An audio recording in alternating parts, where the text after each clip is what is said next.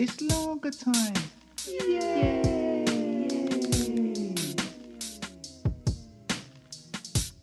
Lager time. Poems, stories, and thoughts.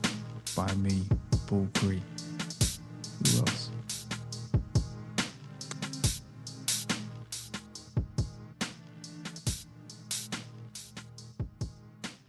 Greetings, bonjour, what's happening? Welcome to Lager Time. My name is Paul Cree. I write poems. I write stories, lyrics, put those together. Sometimes I make theatre shows. But really, this is just a space where I share my things that I'm working on. Lager Time, all right? So, not done it for a couple of weeks. Apologies if anyone was expecting it, which I'm sure no one was really losing any sleep over it. We're just pretty busy, to be honest. There's been lots going on over the last couple of weeks. It's quieting down now. I've been at home a lot more this week. So today's Thursday, so I'm going to put this out Friday. It's Maundy Thursday. So last couple of weeks, lots of the workshop projects that I do, some of those will come into an end. But there's been a few gigs. It's been really good, actually. So I'll do a little rundown. So 2 weeks ago today, I was at the St. Paul's Cathedral in London for the National Literacy Trust City Poets celebration. That's a project I've worked on for quite a few years now. It's a really good project. Go out to lots of different schools around London, run poetry workshops, and it's all tied into them visiting a cultural landmark in London, St. Paul's Cathedral being one of them, and then they go away and they write some poems. But it's really good. It engages them into writing, and they get to have a day out at a venue, and they see some pretty cool stuff. Like over the years, I've been at St. Paul's, I've been toured around there, Tower Bridge, Guildhall Gallery, Barbican, and there's lots of other cool venues. So anyway, we had that. It was a good event. Large up Simon Mole and Gecko, who were there every year, hosting and entertaining, and all the kids that I'd worked with, or young people that I'd worked with, some of which came up and performed, which was good to see. And then last Saturday was performing with Beatbox Academy at the Beat Goes On Festival, which was at Battersea Power Station on the river, South London, the iconic Battersea Power Station, and it's Wandsworth, the Borough of Culture event. It was really good. So we did a 45-minute set, and I was quite nervous about it. So my good pal, Conrad Murray, he leads Beatbox Academy, but he's been on tour with the Piper show, so I've stepped into the breaches. And I've done it on and off for years, but I'm not him. You know, Con's really good at this stuff, and I don't mind. I like doing it, and it went really well. The 45-minute set, I was really nervous, but we did like 5 or 6 covers, a couple of original songs, and then there's like battles and like a live improvised jam. But there was a lot of people. It was a big stage. But what was even more nuts was that hosting the event was Lisa Mafia and Romeo from Battersea's very own So Solid crew. So in London, or in UK really in general, So Solid crew are similar in a way to like Wu-Tang Clan in America. They're massive. But they were at the cusp of garage and then grime and the rap thing that really happened after that. But they are like legendary. Late 90s, early 2000s. Really before them, I don't think there were many commercially successful British rappers rapping on British beats in their accents before them, arguably. There was like London Posse and people like that, but I don't think they were ever as big as So Solid. Were huge. I remember seeing them on Top of the Pops and the Brit Awards. And there we were introduced on stage by Lisa Mafia. It was nuts. It was surreal. And I had to go on like straight after. But yeah, it went really well. And we chatted to them afterwards. They're really nice people. Romeo was a really cool guy. So yeah, that was that. And then last Friday, I did a poetry gig. Poetry and Papa Doms. Large Up Paul Lyles, Murray Lachlan Young, Sky Lily, they all performed. It was really good. Done that gig a few times, but that was one of the best ones.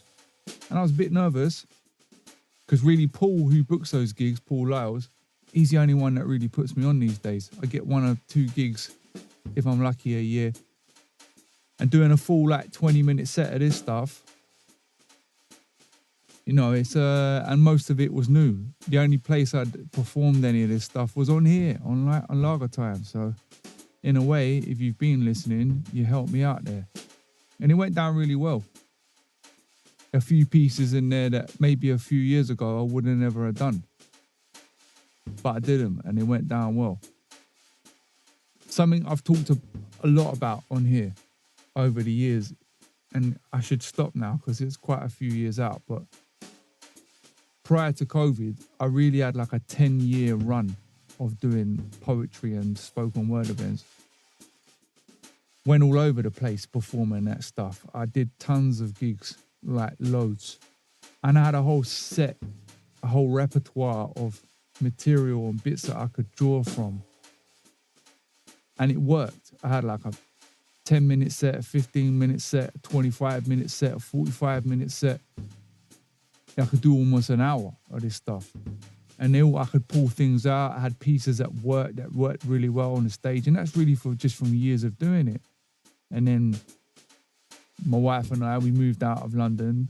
COVID came, smashed through all the events. And before I know it, there's a load of new people running gigs. I don't know them. And they don't know me. So it's kind of on my own, which is part of the reason why I started this. And by the time I got back round to doing this again, in terms of writing my own stuff, I've moved on. I'm not really writing the kind of things that I used to. So all these slightly shorter, more weirder things, there's a part of me that's like, who's going to listen to this? Is this going to work? But listen, it went good. I did record it. Recording's not great, but maybe I'll put it up here in a couple of weeks. So there you go. That's what I've been doing, amongst other things. Large up everyone who I encountered over those last couple of weeks. So I'm going to read 3 poems. And these 3 are older. So these are from the first phase or first batch of things that I wrote really post-COVID. There was a period between just before and after where I went on a run and wrote loads. I kind of work like that. I don't, not intentionally. I just seem to do things in bursts over months. And then I'll take a break for a while. So some of these are quite old, and a couple of them have definitely been on here before. But anyway, I've got paper copies because I've got this file that I use sometimes when I perform. So last week, when I wanted to get all the new stuff ready, all this stuff was sitting in there. So I thought, yeah, today would be a good idea to go back through them. So we're going to do that now. Not that one. I'm going to start with this one. It's vaguely topical. Ray Flecter sunglasses that barely shield the sun. I'm an ill-equipped archaeologist trying to excavate the truth. I'm a twice-a-year Catholic stealing lead from the church roof. I'm downloading on dial-ups dances with wolves plus deleted scenes. I'm everything and anything I would and never want to be. You're a narcissistic sticking set trying to convince yourself it's fat. Unite read by spinning globe like believing the earth is flat. Your sailing shoes are brand new and have never seen the sea. You're anything and everything I would and never want to be. They're globe-trotting eco-travelers who drive the car to the shops. They're avant-garde fine diners sipping Monster and Panda Pops. They're conscious political activists who vote if it's on TV. They're everything and anything we would and never want to be. We're all bedroom cleaners shoving everything under the bed. We're all wagging fingers at noisy neighbours leaving mess. We're all buying books that sit unread but looking pretty. We're everything and anything that we probably choose to be. There you go. Slightly topical in that it is Easter. It's Maundy Thursday today. I will be going to church tonight and tomorrow, and then the Easter vigil. And I have been a couple of times this year, so I've improved a little bit from when I wrote that. But hopefully you get the gist. We're all full of BS in our own ways, so it's good to try not to, eh? All right, this one, workshop. Some of these, because it's paper, it's got like my little scribbles on it, where I would have made these scribbles at gigs or wherever on the way. This one's called Workshop. This pen ain't no sword or weapon. If anything, it's a minute taker in a meeting bored out of her flipping mind. Imagining decking the dullard with the white teeth talking over the PowerPoint. Doodling on the paper, inserting silly words into the notes just for her own amusement. A subtle survival technique. Aware a combined force of morons have her surrounded on all sides. And although she lacks the resources to fight them, she takes solace in the fact that her wage superiors sat around her, all feigning interest in the PowerPoint plank, have to lie about it just to get by. No thanks, she thinks. Yes, there you go. I think it's probably a fairly typical workshop, poetry workshop exercise that some people use where, you know, the pen is a metaphor and you get my pen is like Excalibur's sword, it will strike down all that kind of thing. You hear that a lot of rappers, you know, I bomb atomically, Socrates' philosophies and hypotheses, that kind of thing.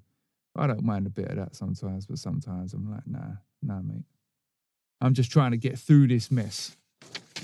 Speaking of which, getting through, walking, tenuous link, weak walking shoes.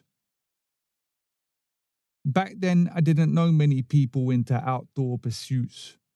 Certainly not outside Icon Diva, Crawley's premier late night go-to in '01, gone 2 a.m. with a curbside view, scuffles on the pavement, arguments in the kebab queue.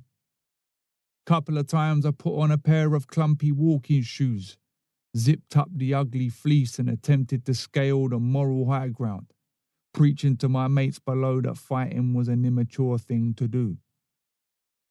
Now I'm at an age where, keep it down, yeah, but I might actually enjoy walking, and I might possibly have considered purchasing a pair of ugly-ass walking shoes because they're waterproof and comfy and warm. Listen, that kid's my mate's mate slap that time probably deserved it. Mouthed off, unprovoked, squared up, probably shirtless. And when push came to shove, I was probably deserting, knowing deep down I lacked the right gear for that sort of pursuit. Wrong sort of shoes.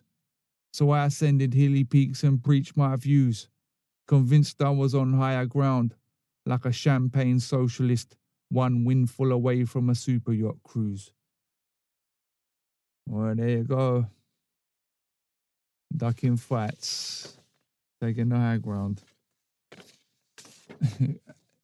in that time that I would have written that, and now I have 3 dogs, so I'm out. Oh, just whack the microphone there. I'm out and about walking the dogs 4 times a day, sometimes more. That outdoor gear, even though it's a metaphor in this piece, but some of that outdoor gear, clothes, clobber, I'm thinking, yeah, I could do with some of that, especially like the waterproof socks and shoes. Or when you do, I don't do so many anymore, but occasionally I do the odd festival. And when I see people with all of that mountain warehouse gear, Peter Storm, I'm like, oh, yeah, I could do with some of that. But why does it have to be so ugly? No. Divine, why does it have to be so horrible? Like running shoes. Ah. I suppose North Face kind of cornered that market. I remember being in cadets, Marine cadets in the 1990s, and we went on some rock climbing thing up in the Peak District. And I remember seeing North Face. I remember seeing it there, And then I would have seen it at the football. You know, I was going to Millwall quite regularly, and all of the geezers were wearing North Face. So I don't know, I felt like they got that market cornered. The high-end climbing gear, but they kind of make it look good. Anyway, I've already read that one. So I'll finish off, only because my wife mentioned this the other day. It's called What's Mr. Chips Doing? Not gonna lie, at times she does my nutting. Nothing ever that major, mainly minor, but major enough for us to get angry about, then laugh later. Misinterpreting sentences, misread messages, making a mess and not tidying, and different opinions on what tidy is and whose opinion is the definitive. Whose opinion is the definitive. In those moments, when the heat peaks and the talking stops, inside I turn cartoon angry man, shoulders scrunched, face frowning, fist clenched and steam bursting out my ears, condensation fogging my view, twisting the narrative into something skewed. When I take myself out, calm down, the scene slowly reveals itself, like the big screen on catchphrase. Little pixelated bricks start falling away and I see what Mr. Chips is really doing, without the wild guesses obscuring my view. I'm left with the naked truth, and it's absolute. She's holding up a house, holding down a career, supporting a family and a new husband who has different opinions on what tidy is and what constitutes good food.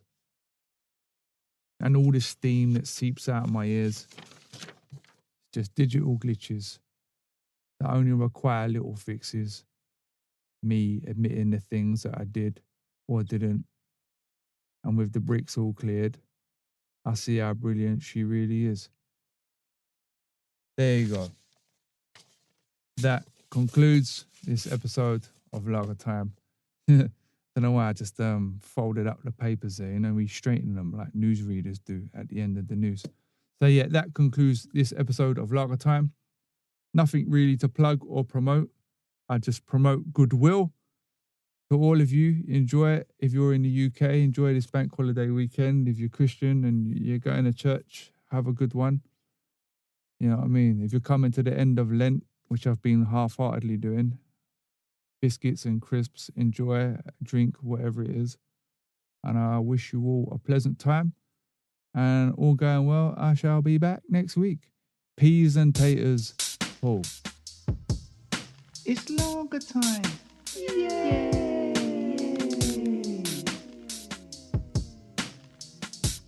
Lager Time. Poems, stories and thoughts. By me, Paul Cree. Who else?